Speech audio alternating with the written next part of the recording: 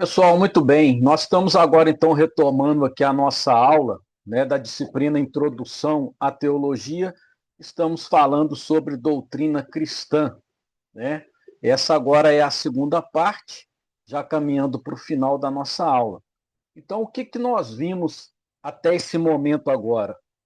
Sobre doutrina cristã, fundamentos, desenvolvimento e aplicação, né? Nós conceituamos o que que é uma ideia de doutrina cristã, né? Falamos aí sobre os três pilares importantes que tem com relação à doutrina, né? Vocês estão lembrados aí que é a questão do ensino, que é a didática teológica, né? A pregação e a proclamação pública dessa pregação, que é a palavra grega correspondente ao querigma, e por último nós falamos sobre a questão das normas éticas, né, que é a conduta social e espiritual. Isso nada mais é do que a prática daquilo que nós estamos aprendendo e pregando. Né? Também trouxemos aí uma ideia do que é doutrina, tanto aí no Antigo Testamento, né? Estão lembrados aí de duas palavras no hebraico, que é a Leca e que é a Torá, que também corresponde a essa questão de doutrina. Vimos também a questão das palavras que corresponde doutrina no Novo Testamento, né? Primeiro falamos sobre o didaquê, que é o ensino apostólico, falamos da didascalia, né? Que é uma instrução mais formal, aquela instrução mais voltado para o ensino realmente acadêmico, teológico, né? E falamos também de outra palavra muito importante aí que aponta para a questão da doutrina, que é o logos, que é a palavra encarnada, né? E falamos também sobre, né, se é sobre essa palavra encarnada que está baseada toda a nossa doutrina, que é Jesus Cristo, nós precisamos, então, saber quais que são essas características, né, da doutrina de Jesus. E nós entendemos que essa doutrina ela é de origem divina, ela é verificável na prática, né, transformadora e unificadora. Também na sequência, nós fizemos aí uma breve comparação, né, sobre as falsas doutrinas no tempo de Jesus e utilizamos dois grupos da época de Jesus, que eram os fariseus e os saduceus, né, e quais que foram as advertências que Jesus nos falou com relação a esses dois grupos. Definimos também a diferença entre doutrina e religião, né? Falamos que religião é aquela parte mais externa, é aquilo que nós estamos refletindo da nossa fé, que são os rituais, as repetições, e que doutrina com relação a essa forma de pensar, ela é exatamente aquilo que nós estamos vivendo dentro de nós, que nos aproxima para um relacionamento mais íntimo com Deus, né?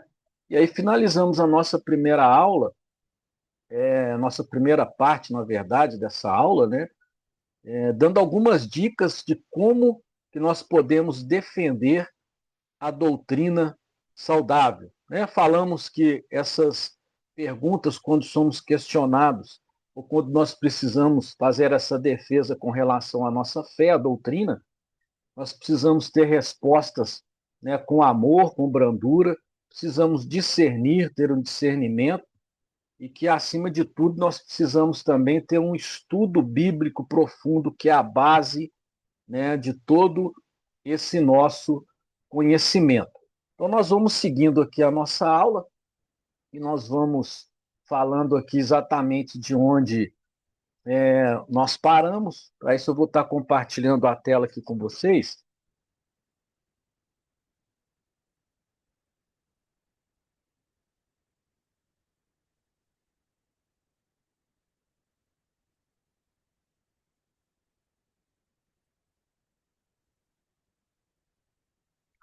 Mas antes de nós chegarmos aqui, eu vou voltar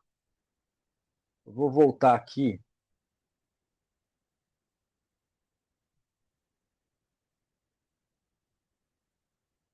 um pouquinho.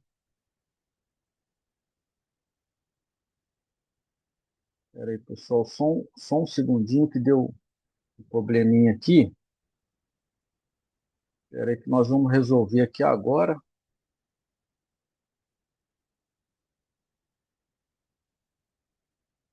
Um segundinho.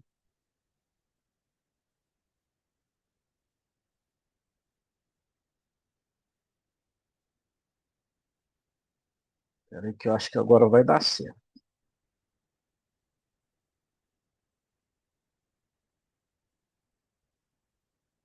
Ah, isso aí, ó. Bacana. Então, pessoal, de tudo isso aí que nós vimos, né, nós vamos estar caminhando para o final, mas antes a gente queria abordar algumas perguntas para nossa reflexão aqui. E uma delas é essa: como que nós podemos equilibrar, né, doutrina e graça na prática, né?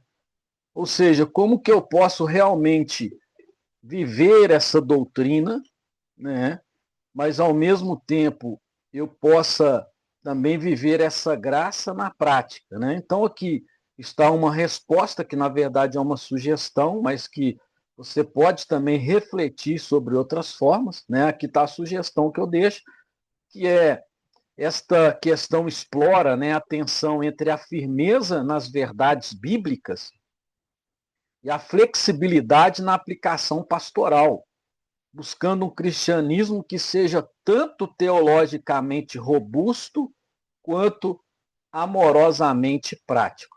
Gente, o que quer dizer com isso? Qual que é essa reflexão que nós precisamos fazer aqui com relação a essa pergunta? Olha, eu preciso viver essas doutrinas, eu preciso viver essa minha fé cristã, mas não como uma forma de imposição, como um peso para a minha vida. Eu preciso viver. Peraí, que saiu de novo aqui. Peraí, pessoal.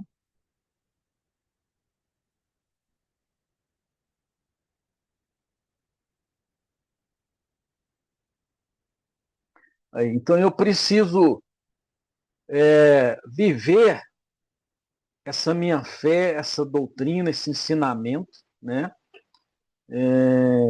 E preciso também expor para as pessoas, mas não como uma forma pesada, como um legalismo, como os fariseus faziam, né?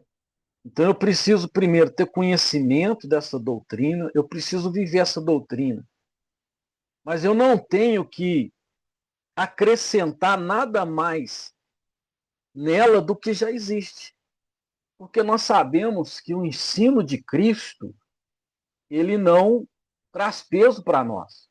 Pelo contrário, né? A Bíblia fala assim que para a liberdade Cristo nos libertou, né?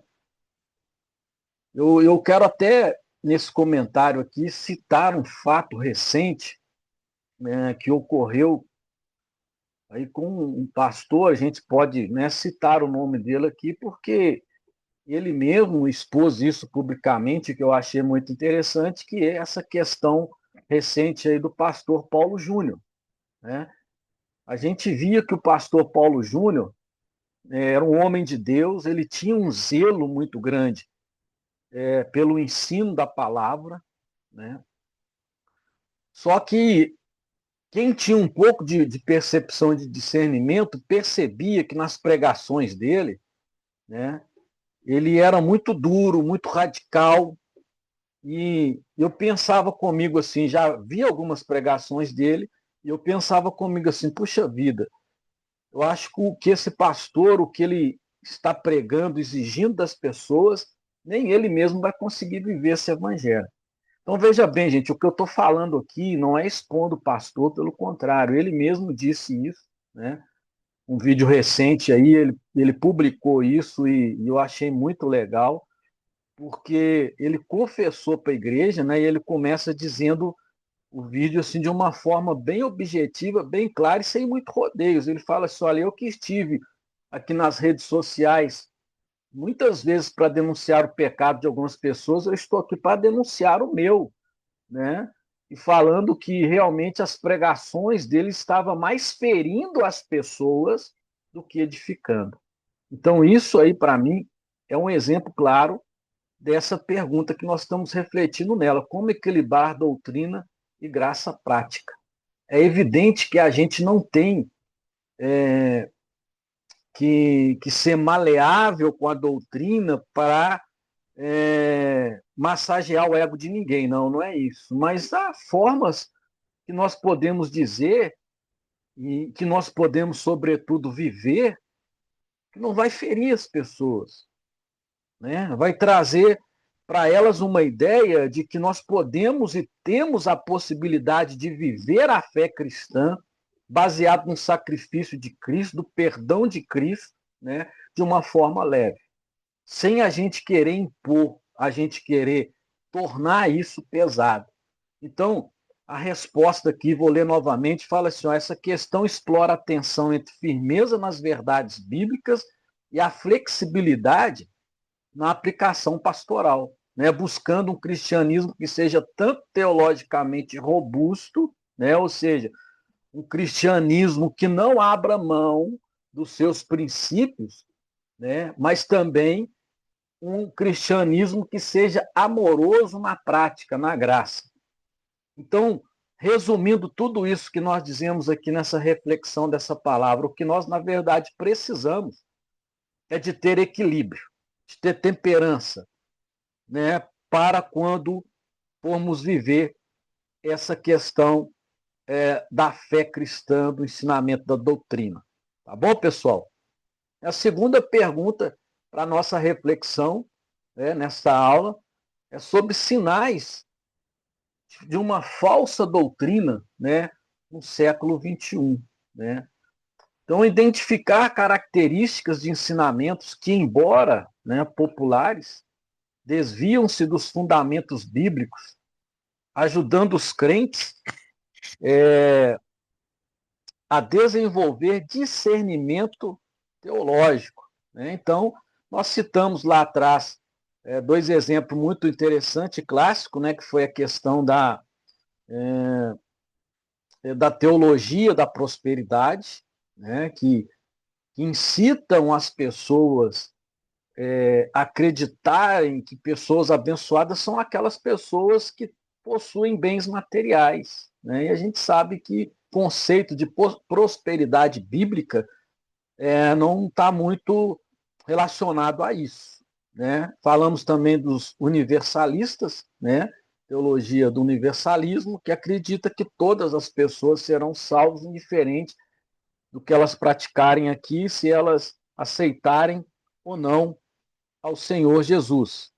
Mas existem várias outras, né? Várias outras falsas doutrinas que a gente percebe nos nossos dias de hoje, né? Que nós poderíamos citar muitas delas aqui, né? Doutrinas que fazem parte do nosso tempo, né? Mas que não condiz com a real doutrina que Cristo ele nos ensinou, né? Uma outra que está sendo muito divulgada recentemente, que tem ganhado muita força, né? Por aí nos nossos dias, nós vamos até falar um pouco dela aqui mais à frente, na nossa terceira pergunta, é exatamente a questão do unicismo, né? Os unicistas, eles acreditam, o que, que o unicista pensa? O que, que eles pensam? Acreditam que tanto Deus Pai como Jesus são a mesma pessoa, não há diferença entre elas. Né? E aí a gente percebe quais que são esses erros nesse tipo de doutrina. Né? E fora essa, há muitas outras doutrinas que nós poderíamos, né, citar aqui, que são ensinadas, né, que são praticadas, né, que são vividas pelas pessoas como se fosse, então, uma verdade. Mas lembrando, nós precisamos, então, ter fundamento através do estudo bíblico para fazer essas comparações. Né? Temos várias delas. Né? Então, preste muita atenção naquilo que você está ouvindo, aquilo que está sendo direcionado para você, né, para você comparar se o que aquilo que está sendo dito, está sendo falado, que você está, né, percebendo, ela condiz com essa verdadeira doutrina cristã que nós temos aprendido, né? Um outro fato que a gente pode citar aqui são a questão também das pessoas que guardam o sábado, né? Como se fosse um mandamento de Deus. E a gente entende que, biblicamente falando, a guarda do sábado, né? Talvez, não sei, posso até criar uma polêmica aqui, mas a guarda do sábado, ela é exclusivamente para o povo judeu. Isso faz parte de uma lei ritualística que não condiz com a verdade dos demais cristãos, né? Na verdade, os cristãos eles não têm essa obrigatoriedade de observar o sábado como um dia de descanso. Porque sábado, a palavra sábado quer dizer descanso, né?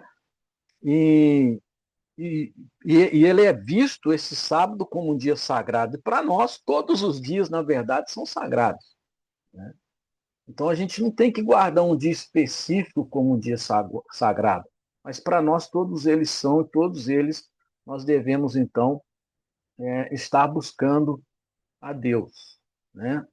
Uma outra pergunta que nós estamos fazendo aqui na nossa aula, né, a terceira pergunta, é por que a doutrina da Trindade é essencial, né, para a salvação? A resposta aí, porque só conhecemos a Deus através de Cristo, que é revelado pelo Espírito. Opa, peraí. Então, aqui já nessa nossa resposta, nessa nossa fala, nós já temos aí a construção da doutrina da Trindade. Lembra que nós falamos a doutrina, desde lá do Antigo Testamento, nós falamos isso lá. Ela não é algo que foi dado pelo homem, mas a origem dela é Deus. Deus deu a Torá, deu a lei, para que Moisés, que era o líder, transmitisse para o povo. Mas a origem não era Moisés, a origem era Deus, né? Quando nós olhamos agora para o nosso tempo neotestamentário, nós percebemos que a origem ainda do ensino, da doutrina cristã está em Deus. Mas agora que eu digo no Novo Testamento, a partir do Novo Testamento, ela foi revelada através de Jesus Cristo, que é a palavra encarnada, né? Nós já comentamos em outras aulas que nós entendemos que há alguns tipos de revelações de Deus, né? Deus ele pode se revelar pela sua palavra, né? Deus pode se revelar pela natureza. Salmo 19, 1 diz isso, que os céus proclamam a glória de Deus e o firmamento anunciam as obras de suas mãos. Mas nós entendemos também que de todas as revelações de Deus, a maior revelação dele para nós está em quem? Em Cristo. Hebreus capítulo 1, do 1 até o 3, vai falar isso. Outrora, os pais falaram, aliás, outrora, os profetas, né, receberam, aliás, os pais receberam essa palavra, essa revelação pelos profetas, a revelação de Deus. Mas já nesses últimos dias, nós tivemos a revelação através do Filho, que é Jesus Cristo, né? E como que nós podemos entender essa revelação? É através do Espírito Santo de Deus, que nos dá capacidade para nós entendermos tudo isso.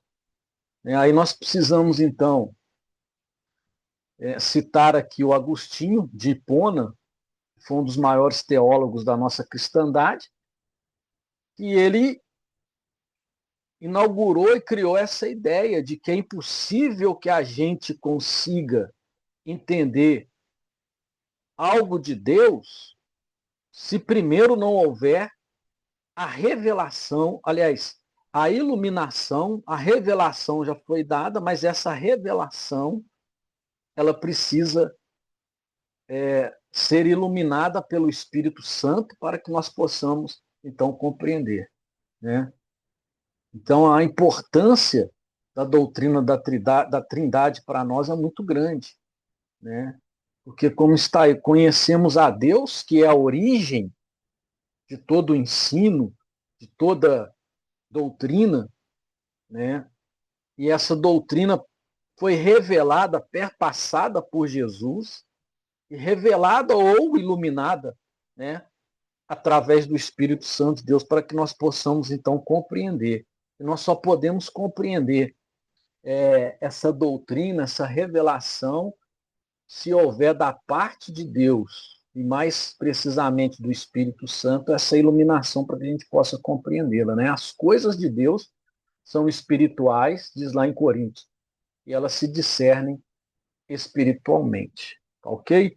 Mas essas são algumas perguntas que vocês podem depois estar pensando em outras respostas e fazendo aí também um exercício com elas. Então, concluindo aqui, pessoal, a nossa aula, a importância da doutrina. 1 Pedro 3,15 nos diz assim, olha, antes, santificai a Cristo como Senhor em vosso coração, estando sempre preparados para responder a todo aquele que vos pedir razão da esperança que há em vós.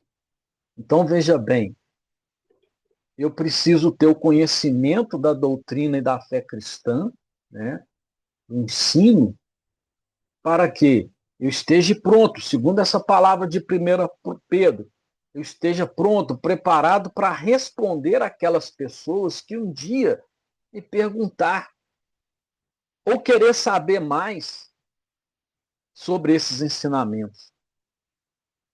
Então, o que vocês estão fazendo hoje aqui no STED é exatamente isso. Vocês estão se preparando para poder também ajudar outras pessoas com questionamentos com relação à doutrina, à fé cristã.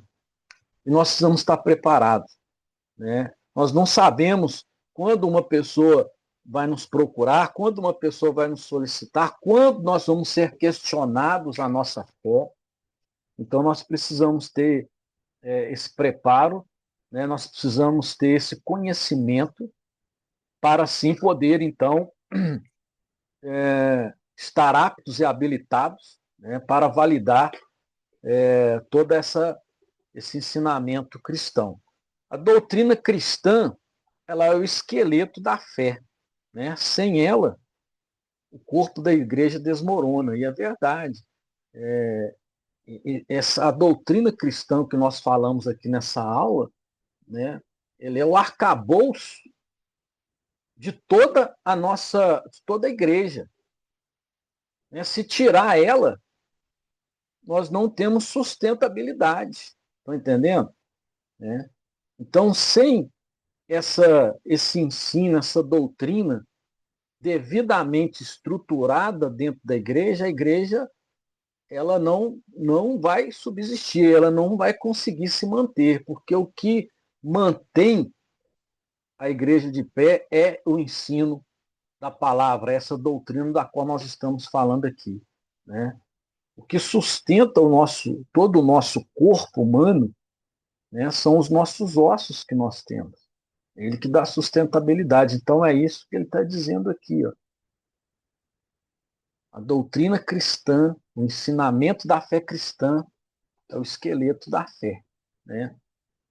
Então ela proporciona estrutura, direção e unidade para a comunidade de fé. Então proporciona estrutura. Nós já falamos, é ela que sustenta toda a igreja. Direção. Ora, se nós não temos uma direção para seguir, nós podemos então seguir para qualquer caminho e qualquer palavra que for nos dada, qualquer coisa que for dito, então será aceito por nós. Então essa direção eu entendo que é uma condição balizadora que não vai deixar nós extraviarmos. Olha, nós temos aqui a nossa doutrina, o nosso ensinamento, e eu preciso caminhar sobre esse pavimento. Se eu não estiver sobre aquele pavimento, eu vou estar fora do caminho. Então, ela é que nos dá a direção. É ela que nos mostra onde nós temos que chegar. E nós sabemos que todo esse ensinamento, toda essa doutrina, ela está apontando, sobretudo, para Jesus Cristo, né, que é o Filho de Deus. Né? Ela também tem uma outra palavra interessante aqui, que ela traz a unidade. Né? Nós já falamos disso lá atrás. Se eu tenho um corpo de ensinamentos, de regras, vamos dizer assim, baseados, né, na Bíblia, no que Deus nos revelou, e todos estão seguindo aquilo, eu vou então estar em unidade, juntos, seguindo junto. Todos estão fazendo a mesma coisa, todos estão sendo estruturados pela mesma fé e todos estão sendo direcionados pela mesma fé. Aí sim, nós seremos conhecidos como cristãos, como nós somos, né? Então, permitindo que os crentes eles compreendam e articulem suas crenças com clareza e com convicção. É o que nós já falamos também. Né?